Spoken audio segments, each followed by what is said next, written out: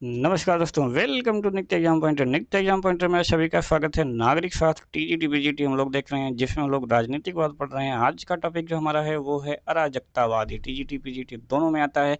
अगर इसका आप लोग पीडीएफ डाउनलोड करना चाहते हैं तो टेलीग्राम चैनल को ज्वाइन करिए, डिस्क्रिप्शन में लिंक दिया गया है। और इसको पढ़ना चाहते हैं तो डिस्क्रिप्शन में हमारे ब्लॉग का लिंक दिया गया है, वहाँ पर आप जा करके इसको पढ़ सकते हैं। हमारे ऐप को भी डाउनलोड कर सकते हैं। तो ये जो सारे टॉपिक हैं ये भाई थोड़ा सा छोटे छोटे टॉपिक हैं, तो आपको ये जल्दी जल्दी जो है कवर करा दिए जाएंगे। तो आइए हम लोग देखते हैं अराजकतावाद क्या होता है। तो अराजकतावाद के संबंध में साधारणतया जो है भ्रांत धारणा है। कैसी धारणा है कि यह एक ऐसी विचारधारा है जो अव्यवस्था को प्रोत्साहित करती है और आतंक पर आधारित है। ठीक है। तो जैसे भी अराजकतावाद आता है तो हम लोग बोलते नहीं है कि अराजक तत्व हैं। अराजक तत्व मतलब कि यहाँ पर जो है अव्यवस्था फैलाना या फिर आतंक को फैलाना। तो ये क्या है, ये नितांत जो है मिथ्या है। मिथ्या मतलब कि ये गलत जो है धारणा है। तो अराजकतावाद का जो शाब्दिक अर्थ होता है वो है राज्य विहीनता। यहाँ पे आपको स्पेशल चीज आपको ध्यान में रखना है, राज्य विहीनता या फिर शासन विहीनता से होता है। ठीक है। शायद इसी कारण जो लोग शासन अथवा राज्य को व्यवस्था तथा शांति की आवश्यक दफाएं मानते हैं, अराजकतावाद को अशांति और आतंक समझ करके क्या करते हैं, उसकी निंदा करते हैं। ठीक है।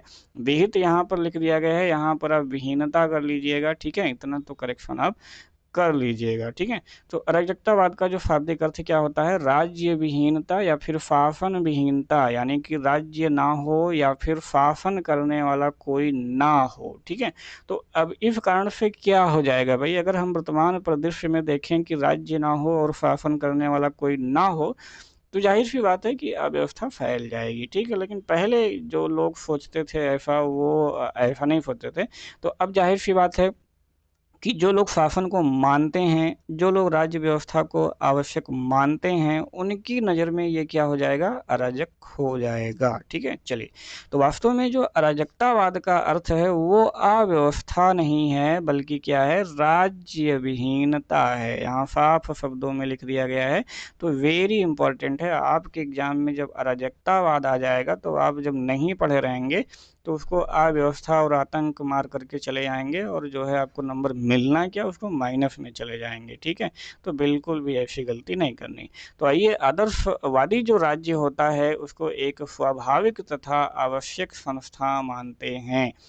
व्यक्तिवादी राज्य को क्या मानते हैं, एक बुराई समझते हुए उसको शांति तथा व्यवस्था के लिए आवश्यक समझते हैं। कौन, व्यक्तिवादी। व्यक्तिवादी ये मानते हैं कि भाई राज्य क्या है, एक बुराई है, लेकिन फिर भी शांति और व्यवस्था के लिए ये आवश्यक है। किंतु जो अराजकतावादी हैं उनके अनुसार जो राज्य है, राज्य का आवश्यक होना तो दूर, वह मानव स्वतंत्रता तथा प्रगति के लिए क्या है, हानिकारक मानते हैं। किसको, राज्य को। ठीक है। तो ये सारी चीज़ें यहाँ पर समझना है, अंतर क्या है और अराजकतावाद क्या है। तो राज्य जो है पूंजीपतियों का पोषण और श्रमिकों का शोषण करता है, ऐसा मानना है होता है। और ये अराजकतावादियों का, राज्य अनावश्यक ही नहीं बल्कि हानिकारक भी है। अतः एक आदर्श समाज में राज्य जैसी अन्यायपूर्ण तथा असमानताजनक संस्था का कोई स्थान नहीं हो सकता है। ये किसका मानना है, ये मानना है अराजकतावादियों का। तो अराजकता की स्थिति ही क्या है, आदर्श है, क्योंकि इस स्थिति में राज्य तथा जो निजी संपत्ति होती है, प्राइवेट प्रॉपर्टी, उसके ना रहने से क्या होता है, शोषण जो होता है वो मिट जाता है तथा असमानता भी क्या हो जाती है, समाप्त हो जाती है। और व्यक्ति अपना अधिकतम विकास करने के लिए क्या हो जाता है भाई, स्वतंत्र हो जाता है। ऐसा मानना है अराजकतावादियों का। ठीक है। तो ये सब आप समझते चलिए। पाश्चात्य राजदर्शन के इतिहास में जो अराजकतावाद है उसकी कोई नई विचारधारा बिल्कुल भी नहीं है। ईसा से भी कई सौ वर्ष पूर्व स्टोइक दर्शन में हमें इसका आभास जो है वो देखने को मिलता है। आधुनिक काल की अगर बात करें तो उसमें विलियम गाडविन ऐसे प्रथम विचारक थे जिसके विचारों में अराजकतावादी का जो है भाव झलकता है, और उसको अराजकतावादी विचारक भी इनको कहा जा सकता है। तो वह राज्य को निजी संपत्ति का क्या मानता था, रक्षक मानता था। निजी संपत्ति को शोषण, असमानता और अन्याय की जननी है। ठीक है। निजी जो संपत्ति है उसको ये क्या मानते थे, ये मानते थे कि शोषण, असमानता और अन्याय की जननी है, और जो असमानता और अन्याय है उसको क्या मानते थे, मानवीय विकास में बाधक मानते थे।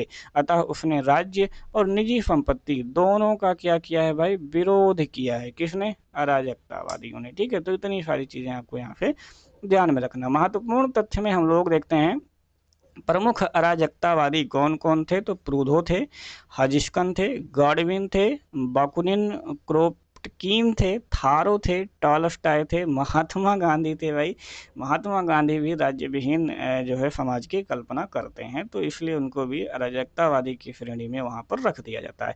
तो प्रूधो ने पूंजीपतियों की संपत्ति को क्या कहा है, चोरी का फल कहा है। कहा भाई ये चोरी का फल है। अराजकतावादी राज्य का खात्मा हिंसक और अहिंसात्मक दोनों साधनों के द्वारा करना चाहते हैं। ठीक है, ऐसा नहीं है कि केवल हिंसात्मक ही करना चाहते हैं, वो अहिंसात्मक तरीके से भी अगर खत्म हो जाए तो उसको भी वो करना चाहते हैं। अराजकतावादी समाज की स्थापना गाडविन, प्रूधो, यहाँ पर आप प्रूधो कर लीजिएगा भाई, जहाँ पर केवल धो है वो छूट गया है, अहिंसात्मक तरीके से लाना चाहते थे, जबकि जो बाकुनिन महोदय थे और क्रोन्टिकन महोदय थे ये हिंसात्मक क्रांति के द्वारा साम्यवादी समाज की स्थापना करना चाहते थे। तो ये गाडविन और प्रूधो अहिंसात्मक तरीके से, जबकि जो बाकुनिन और क्रोन्टकीन थे ये हिंसात्मक तरीके से साम्यवादी समाज की स्थापना करना चाहते थे। इसीलिए इनके विचारों को साम्यवादी अराजकतावाद भी कहा जाता है।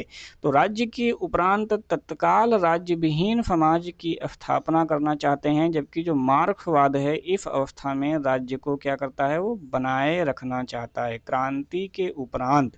ठीक है, तो क्रांति के उपरांत जो अराजकतावादी हैं वो तत्काल राज्य विहीन समाज की स्थापना करना चाहता है कि भाई जैसे क्रांति हो जाए हम तत्काल क्या करेंगे कि राज्य विहीन समाज की स्थापना कर देंगे। लेकिन जो मार्क्सवाद है, मार्क्सवाद जब क्रांति हो जाती है तो क्रांति के उपरांत जो है वो राज्य को बनाए रखना चाहता है। ठीक है, वो केवल वर्ग को जो है समाप्त करना चाहता है। ठीक है, राज्य के खात्मा के उपरांत स्वैच्छिक संघों द्वारा क्या होगा, समाज का संचालन होगा। अराजकतावादी समाज जो है वो राज्य के समाप्ति के साथ साथ धर्म और निजी संपत्ति का भी खात्मा कर दिया जाएगा। धर्म भी नहीं रहेगा और निजी संपत्ति भी वहाँ पर नहीं रहेगी। गांधी जी को आदर्शवादी अराजकतावाद कहा जा सकता है। ठीक है, क्या कहा जाता है, आदर्शवादी अराजकतावाद कहा जाता है। प्रूधो की पुस्तक का नाम है, नाम क्या है भाई, फिलॉसफी ऑफ पॉवर्टी। तो ये भी आपके एग्जाम में पूछा गया है। प्रत्येक व्यक्ति अपने श्रम का जो पूर्ण फल है वो भोगने का अधिकारी होगा। मार्क्सवादियों की तरह विश्व के मजदूरों एक हो जाओ का नारा अराजकतावादियों द्वारा नहीं दिया गया है। ये यहाँ पर ख्याल रखना है, बहुत ही इम्पोर्टेंट है। थारो ने एक स्थान पर कहा था, क्या कहा था, कि वह सरकार सबसे अच्छी है जो सबसे कम से कम शासन करे। ये प्रूधो महोदय ने कहा था। ठीक है, यानी कि संविधानवाद। अराजकतावाद और साम्यवाद में हम लोग यहाँ पर थोड़ा सा अंतर अब देख लेते हैं, क्योंकि यहाँ साम्यवाद की भी बातें बीच बीच में आती रही हैं। तो अराजकतावाद तथा साम्यवाद दोनों का उद्देश्य क्या है भाई, वर्ग विहीन और राज्य विहीन समाज की स्थापना करना।